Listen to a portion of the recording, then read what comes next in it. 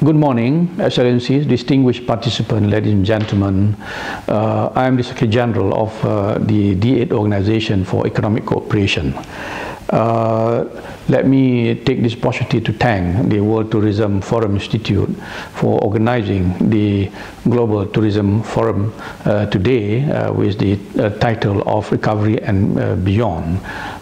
This topic is very important for the fact that we are now facing serious problem that has affected our tourism industry badly due to the pandemic of COVID-19. Let me share some of the things that the D-8 is doing right now in order to help member states recover from this problem.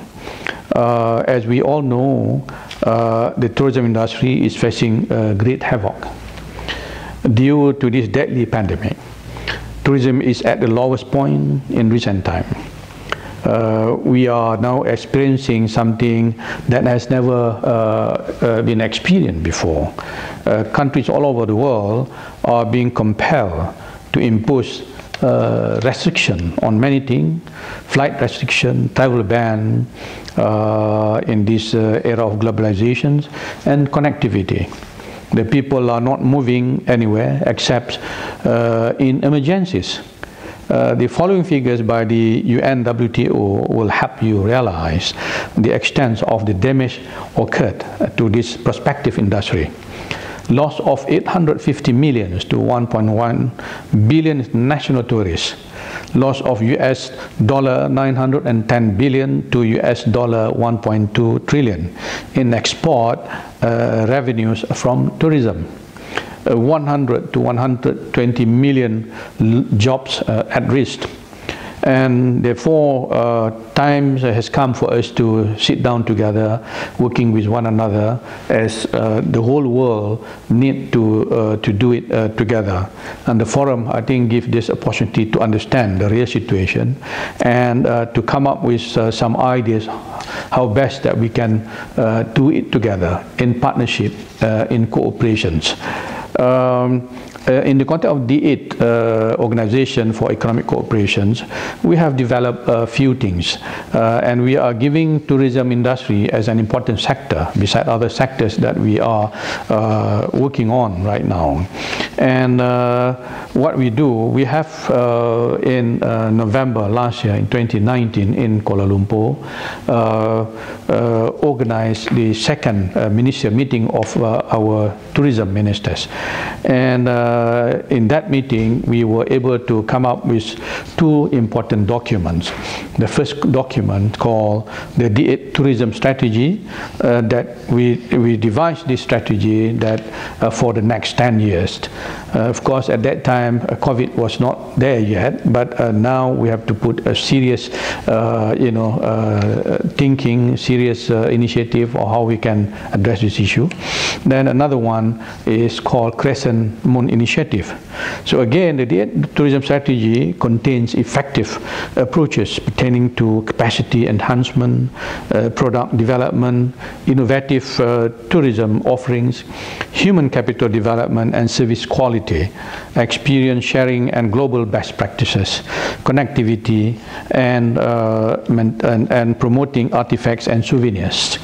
The other document, which is called the Crescent Moon Initiative, was inspired by our unique geographical locations of the 8 member states.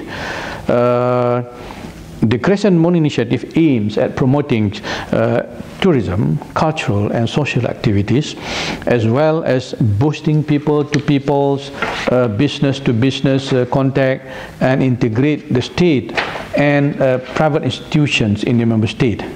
I would like to also say how happy I am that in August this year, we are able to sign a letter of intent with the World Tourism Forum Institute here in Istanbul for us to promote tourism, social and cultural activities among the member states. And immediately we are working on that, and today is a proof of our cooperation, where D-8 is invited to become a partner and participate in this very important forum. Other initiatives, of course, include some initiative that we have created that we established earlier. For example, something we call D-8 designated airport. Now we have 3 important airports in member countries that we are working with. We are promoting some project also to facilitate the need of our citizens to travel, to do business transaction, and we are looking at a few sectors that we can develop fast, something like health tourism, community, and so on, and hope that through the partnership that we have with WTF, and we are looking forward also to partner with any other organization that can help us to develop tourism industry for the benefit of our citizens and for the benefit of the whole world. So let me again thank the organizer, WTF, and all the participants for giving the ideas and so on. And I wish all the best for all. Thank you very much. Chairman, Excellencies, ladies and gentlemen, esteemed delegates and participants, on behalf of the Ministry of Cultural Heritage, Tourism and Handicraft of the Islamic Republic of Iran, I wish to express my sincere thanks to World Tourism Forum, D-8 Secretariat, Republic of Turkey, for organizing and hosting this Global Tourism Forum with theme of recovery and beyond. It is my pleasure to share our experiences about coexisting of tourism with COVID-19 in my country with all distinguished delegates and participants. In fact, coronavirus pandemic has had a deep effect on Iran's tourism industry and on the economy of the country like other countries around the world. The domestic as well as inbound and outbound tourism had to cope with serious challenges. To tackle the consequence of the crisis, we focused on the national potentials and international best practice, and we put on the agenda the recognition of the real status of the problem, and at the same time defining an appropriate model of crisis management for this pandemic.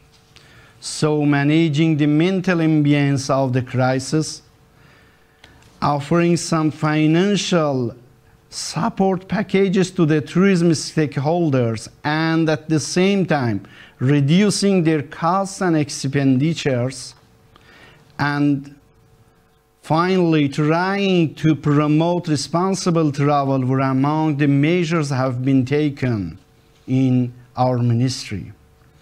In order to realize the coexistence of tourism businesses with coronavirus, the ministry adopted a number of appropriate measures and initiatives to resume and reopen the businesses.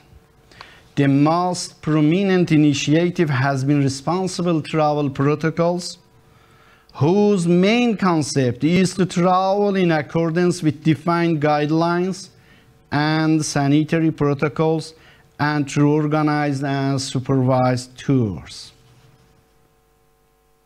In this regard, as the first step, the protocols designed based on health recommendation, and then they were notified to all tourism-related stakeholders and businesses.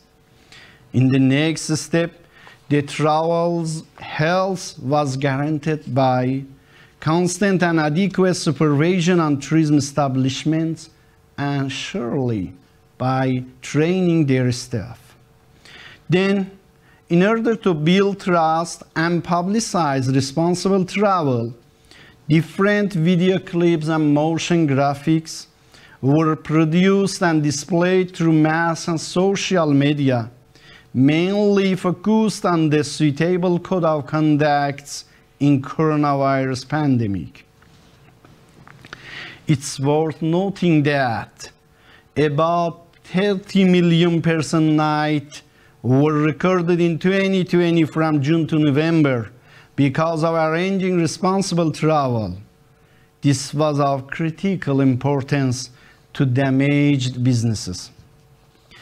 Taking UNWTO recommendation into account, the Ministry of Tourism not only has an eye on booming domestic tourism, but also has made a concerted effort to resume international tourism, to this end, in close cooperation with Ministry of Foreign Affairs, health and business visa gradually has been issued during this time. In the meantime, through webinars, we kept our contact with Tourism Authority of our target markets, emphasizing on necessity of maintaining the bilateral tourism cooperation. So, with these initiatives, it is approved for us, ladies and gentlemen, the importance of preserving the tourism businesses during the pandemic, boosting domestic travels with responsible approach, and avoiding mass tourism. For this purpose, family trips due to their safety shield limiting social contacts are considered the proper and safe choice. Due to the fear of pandemic, international visitors' travel pattern will experience definite change, and they prefer close distance and safe destinations, short lengths of stay, as well as visiting in open space and sightseeing.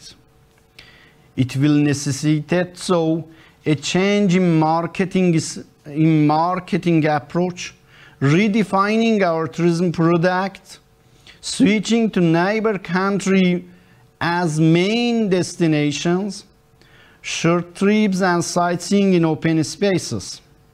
In this regard, agritourism, ecotourism, rural tourism, and nature-based tourism must be prioritized.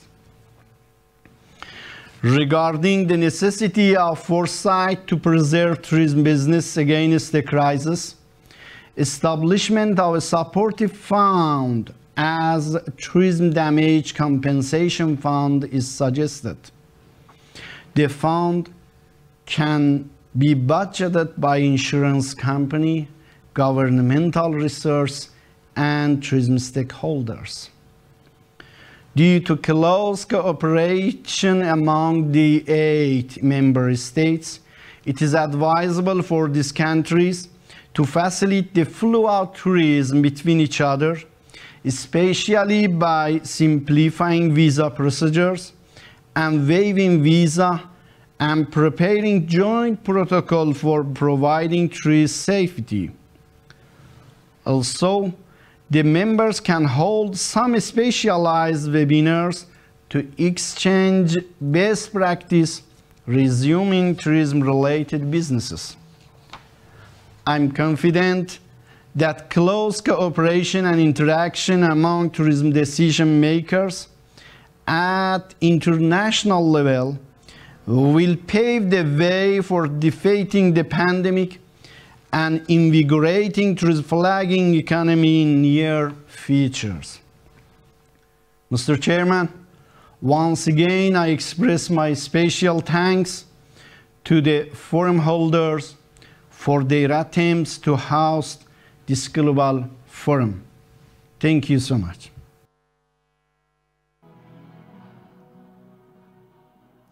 Ladies and gentlemen, joining us here from Istanbul Live and those joining us online, we heard there from, first of all, from the D-8 Secretary General, Ambassador Dato Jaafar Shaari.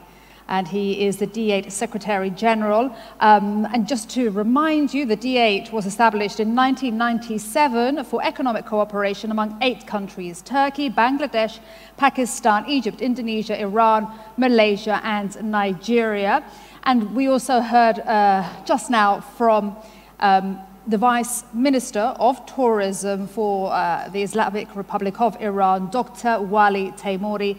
Thank you, gentlemen, both of you, for your remarks just now. Really great to hear from you.